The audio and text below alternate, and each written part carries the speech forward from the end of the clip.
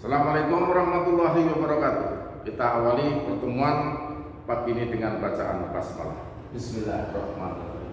Kita lanjutkan ya, kalau kemarin kita mengkaji tentang pendekatan-pendekatan ilmu-ilmu sosial.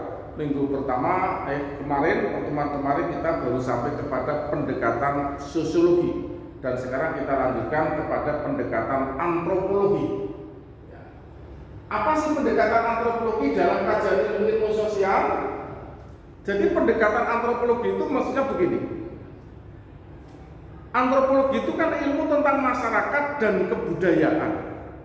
Nah, metode yang tepat dalam pendekatan antropologi adalah holistik. Melihat suatu fenomena sosial harus diteliti dalam konteks totalitas dari kebudayaan masyarakat yang diteliti.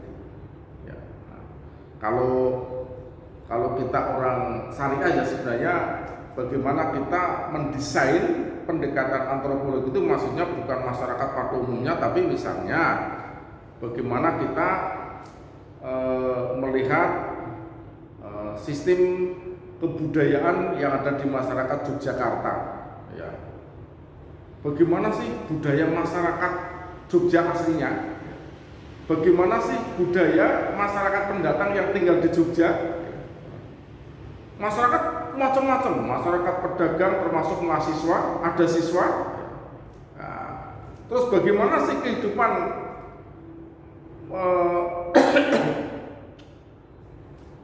penduduk yang berkunjung di Yogyakarta? Bagaimana kehidupan masyarakat Yogyakarta tentang ibadahnya? Ketaatan terhadap hukum, ketaatan terhadap agama, dan sebagainya. Nah, jadi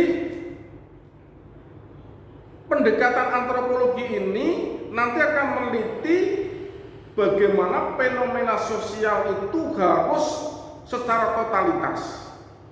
Datanya dengan pengamatan terlibat yang disebut dengan observasi dan wawancara mendalam, yaitu terjun langsung berbaur dalam masyarakat yang diteliti. Nah, kalau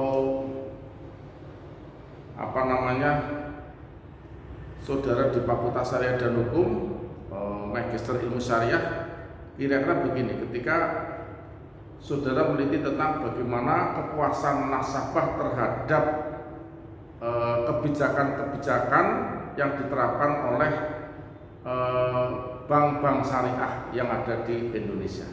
Nah, maka bagaimana kita ya harus sebagai peneliti, tapi sebagai nasabah juga bergabung dengan nasabah, sehingga kita bisa menghasilkan data yang totalitas secara komprehensif. Ya. Nah, itu pendekatan antropologi.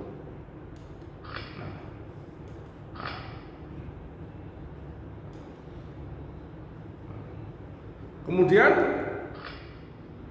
ada pendekatan gender.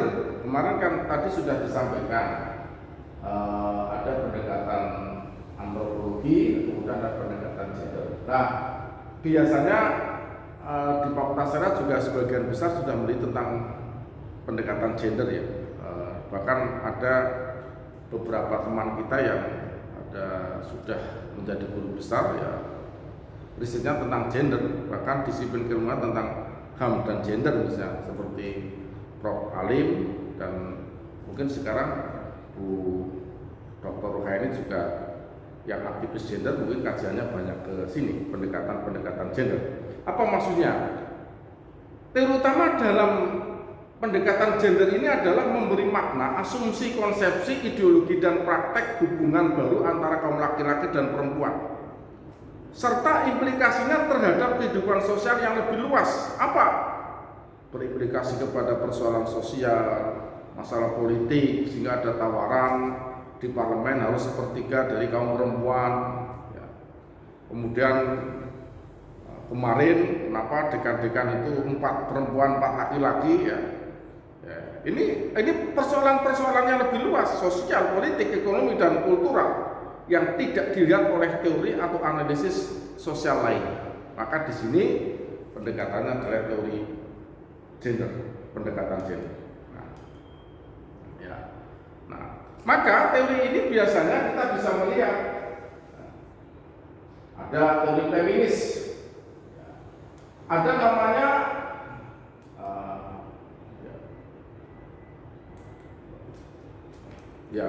ada namanya, ini saya ulang, bentar.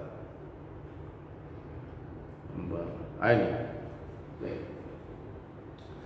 Nah, ya itu kita ulangi. Nah, ada namanya teori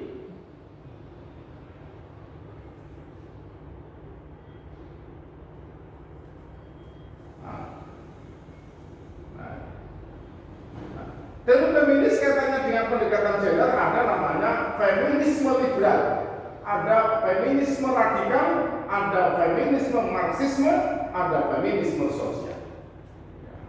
Teorinya ini. Apa yang dimaksud dengan feminisme liberal? Dianggap ada ketidakmampuan wanita bersaing dengan laki-laki karena kebodohannya, kelemahan wanita itu sendiri. Disebut feminisme liberal. Dan itu mungkin terjadi pada masyarakat. Ada feminisme radikal, adanya penindasan kaum perempuan dikarenakan laki-laki lebih kuat dari perempuan. Ya, macam-macam lah. Ada istilah terjadi pelecehan seksual, tidak menghormati perempuan, perempuan hanya di belakang rumah dan seterusnya. Kemudian ada namanya feminisme marxisme, Marxis. Penindasan kaum perempuan disebabkan penindasan kelas.